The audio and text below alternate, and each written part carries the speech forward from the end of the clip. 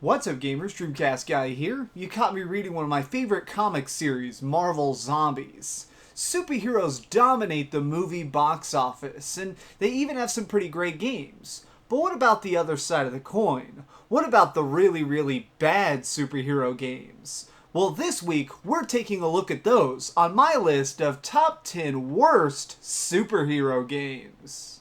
Number 10. Watchmen, The End Is Nigh. Watchmen was a comic that focused a little more on brilliant conversation than brutal violence. When they set out to convert these characters into video game form, they decided to do a prequel. This digital-only short story focused on Rorschach and Night Owl teaming up to clean the streets in some good old-fashioned beat-em-up style. While the graphics were at the time tremendous, there's no denying that the gameplay itself was jerky and extremely repetitive. Number 9. Spawn, the Eternal. In life, Al Simmons was an assassin who did some bad things for what he saw as the greater good. After being betrayed and killed by his best friend, he's sent to the depths of hell. Seeing no other way out, he makes a deal with the demons of hell so he's allowed to return to the earth and wreak havoc. I bet this all sounds really dark and cool, right? Well, sadly, not much of this original plot makes it into this early Spawn game. Honestly, this has more in common with Tomb Raider than anything else. When you're not just wandering around the same tiny corridors, you do occasionally get into combat, and when this happens, it turns into a generic fighting game. They could have done so much interesting stuff working on the original source material, but instead, they decided to make a boring adventure game that's overall very unsatisfying. Number 8. The Uncanny X-Men. Being one of the first superhero games ever made, it had a lot of weight on its shoulders. They could have used this chance to set the bar high for all the games that would follow, but instead, they opted to do a terrible top-down shooter. The 6 characters can be divided into 2 groups, those who punch things to pieces and those who shoot lasers. If you're smart, you're probably going to want to go with the people who can fire lasers, and get to work blasting endless hordes of pixelated opposition. The strategy of this game is centered around navigating increasingly jumbled levels and trying to conserve your limited health. This old school title can be beaten in under an hour if you know what you're doing, but it's so boring it's hard to consider it anything more than just a wasted piece of excrement. Number 7. Marvel Nemesis, Rise of the Imperfects. If you're expecting to get to toss around all your favorite heroes and villains from the Marvel Universe, well, you're half right. This brawler has a lot of problems, but one of the biggest issues comes from the fact that it's attempting to create an all-new cast of enemies for us to face off against. An evil alien scientist has been hard at work trying to create monsters to take over the world. These imperfect creations are now going head-to-head against our typical Marvel heroes. These deadly duels take place in massive arenas where anything can be used as a weapon. In its effort to try and make things feel large though, our characters end up seeming very small. The bare bones gameplay ends up leaving you hungering for something a little more in the style of Marvel vs. Capcom.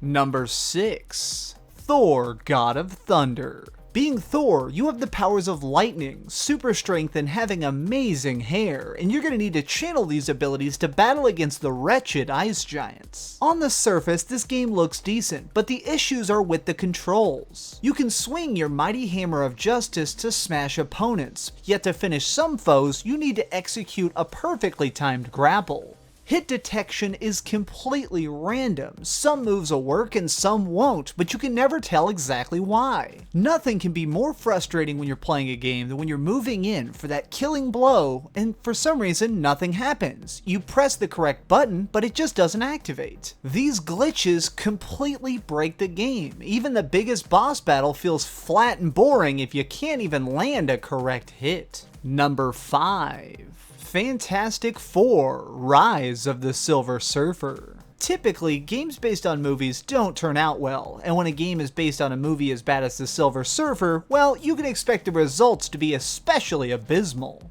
To give this game credit, the idea behind the project was pretty good. Each of the members of the Fantastic Four has their own unique superhuman abilities, so during the course of the game you need to swap them out to solve situations. For example, Johnny Blaze can fly over gaps, Sue Storm can block lasers, and the Thing can bust boulders. It's nice to see them all play to their strengths, yet it also forces a rather broken power dynamic. You can only play as one of the 4 characters at a time, leaving the other 3 as really bad AI. Most of the fights require all 4 people to be fighting. It's balanced for 4-player combat. Unfortunately, it feels like 1 player and 3 puppets. Number 4. Batman Dark Tomorrow. Before the Arkham games came along, everybody was trying to figure out the perfect formula for the ultimate Batman game. This is one of those titles that tried so hard to innovate, to explore all new areas of the Batman mythos, and in the end it becomes an unplayable mess.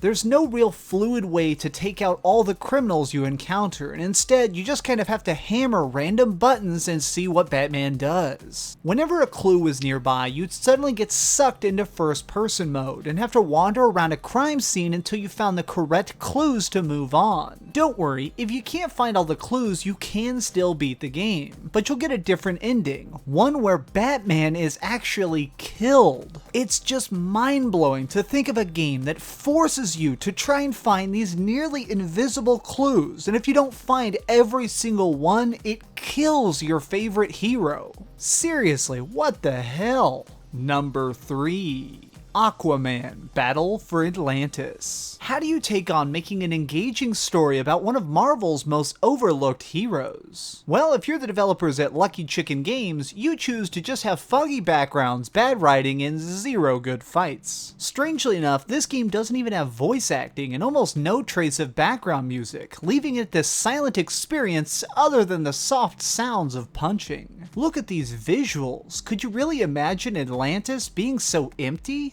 To save time on design, they created a constant cloud of dark water that obscures everything around Aquaman. Swimming through the heart of the city, which is supposed to be lively and robust, looks more like cruising through an eerie ghost town. No facet of this game is more pathetic though than the battles. Each attack you throw is slow and robotic, making each encounter feel instead like a game of rock, paper, scissors. You can tell that they spent most of the budget of this game working on his ridiculous underwater hair physics.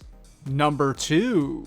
The Amazing Spider-Man 2. Say what you will about the Spider-Man films, the games have been, as a whole, pretty good. He's just such a fun character to play as. He's got goofy one-liners, bright and colorful foes, and above all else, web-slinging. Oh wait, that's right, that's what makes this game so bad. They ruined web-swinging. Instead of being able to play as Spider-Man and use the magic of physics to traverse the city, you constantly get roadblocked by a morality system. As you try and solve the mystery of Uncle Ben's murder, you're constantly having to stop and help random people in the city to earn good points. If you ignore these people in their plight, a special army called the Task Force will get sent after you. From then on out, until you do enough good deeds, there will be huge laser barriers floating between buildings, making it impossible to do what Spider-Man does best, and swing. I honestly gotta say, it takes a very special kind of stupid for a designer to unmake what makes a character its very best. Number 1. Superman 64. Faster than a speeding bullet, more powerful than a locomotive, and able to soar through floating rings for hours. It's Superman. Okay, so everyone by now knows how bad this game is, but I wanted to do some digging and find out what caused this game to be such a travesty. Early in development, the creators wanted Superman to be able to fly anywhere in the city and use Superman's full array of powers to stop villains. The original version of this game was surprisingly rather violent, which is why when the executives at DC saw it, they made them censor the game completely. In a hurry to make their release date, they ended up having to remake the game in the last month. The end result of this is a Superman who spends more time flying through pointless rings and wandering inside buildings than actually fighting crime. Seeing this finished product is infuriating. I mean, why is Superman standing around in a boardroom looking for passcodes? This is a guy so powerful that he can lift jet planes with his bare hands. Why can't he just punch through any door without knowing the correct key code? Lex Luthor is probably arming a bomb filled with kittens, and instead we're stuck flying through rings. They somehow turned one of the most powerful characters in all of fiction into nothing more than a flying turd, and for that reason it wins my award as the worst superhero game. Did your favorite train wreck of a game not make the list? Got an idea for a future top 10? Leave it in the comments down below. Give this video a like and share it with your friends if you enjoyed it, along with subscribing if you haven't already. But do me the biggest favor of all and keep dreaming. And now to reveal my secret identity. I am actually the Phantom Gamer.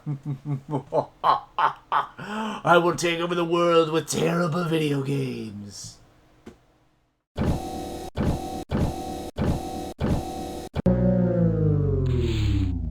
Thanks so much for watching. If you liked this video, maybe check out my last video. Please subscribe, and if you want, share this somewhere with your friends.